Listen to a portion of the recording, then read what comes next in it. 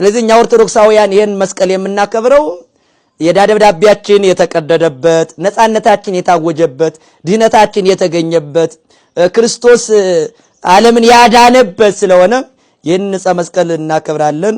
ይህንን የመስቀል በዓል እናከብራለን። የመስቀል በዓልን ስናከብር ክርስቶስን ማክበራችን ነው። መከራ ክርስቶስን ማሰባችን ነው። ከክርስቶስ የተለየ የተነጠለ ክርስቶስ የሌለበት የትኛውም የመስቀል በዓል የለንም።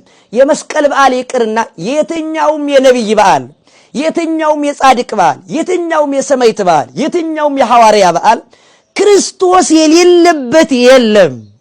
በየትኛውም የጻድቅ በዓል ውስጥ የክርስቶስ ክብር አለ። ጻድቁ ሰማዕቱ አንገቱን ተቆርጦ እጁን ተቆርጦ ሞተ ስንል ስለማን? ስለ ክርስቶስ። ሰማዕቱ ሲሞት ክርስቶስ ምን አደረገ? አክሊል አወረደለት፣ ይህን ያህል ቃል ኪዳን ሰጠው መባሉ አይቀርም። ስለዚህ እያንዳንዱ የጻድቅ የነቢይ የሐዋርያ በዓል ክርስቶስ በውስጡ ይከበርበታል። ክርስቶስ የማይከበርበት በዓል በቤተ ክርስቲያን ውስጥ የለም። እስከ 30 ቀን ድረስ 30ውን ቀን በሙሉ የኦርቶዶክስ ቤተ ክርስቲያን በዓል አላት። አዎ የጻድቅ የነቢይ ሐዋርያ በዓል አለ፣ እንደየቦታው ያከብራል። ምንም እንኳን ሁሉም ክርስቲያን የሚያከብረው በዓለ ልደት፣ በዓለ ወልድን፣ በዓለ ማርያምን፣ ቀዳሚትን፣ እሁድን፣ አበይት በዓላትን፣ ንዑስ በዓላትን፣ በዓለ ማርያምን ቢሆንም እንኳን እያንዳንዱ እንደየአውዱ እንደየቦታው ሊያከብር ይችላል። ያ ማለት ግን የቅዱስ ጊዮርጊስን በዓል ስታከብር በዚህ በዓል ውስጥ ክርስቶስ የለም ማለት፣ የክርስቶስ ክብረ በዓል የለም ማለት በፍጹም አይቻልም።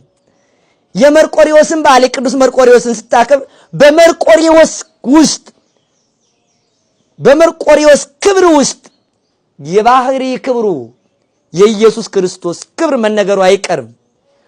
የተክለ ሃይማኖትን ምናኔውን ምንኩስናውን ገድሉን ስታከብር በዚያ በተክለ ሃይማኖት ገድል ውስጥ የክርስቶስ ጽናት መሆን አለና ክርስቶስ አብሮ ይከበራል።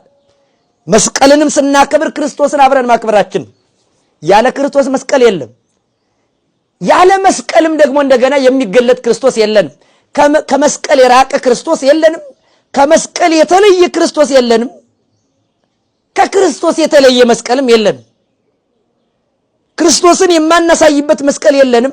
መስቀልን የማያሳይ ክርስቶስም የለንም። መስቀልን ስናስብ ክርስቶስን እናስባለን። መስቀል ስናስር ክርስቶስን መከራውን እናስባለን።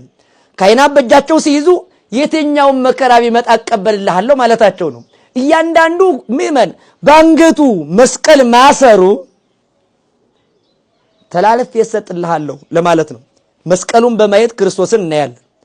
ክርስቶስን ስናይ ሞቱን እናያለን። ስቅለቱን፣ ስደቱን፣ ሞቱን፣ ሆምጣጤውን እናያለን።